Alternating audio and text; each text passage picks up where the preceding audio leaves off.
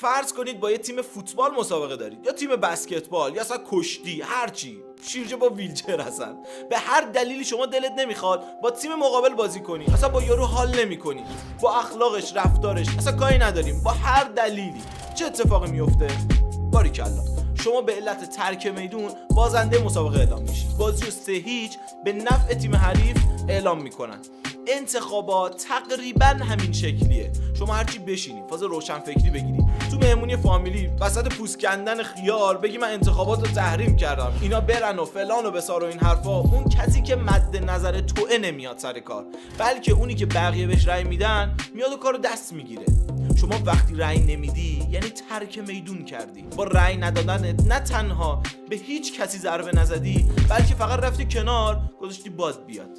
من با رأی ندادنت اصلا مشکلی ندارم سلطان، هر کسی نظر خودشو داره، فقط میگم اگه رأی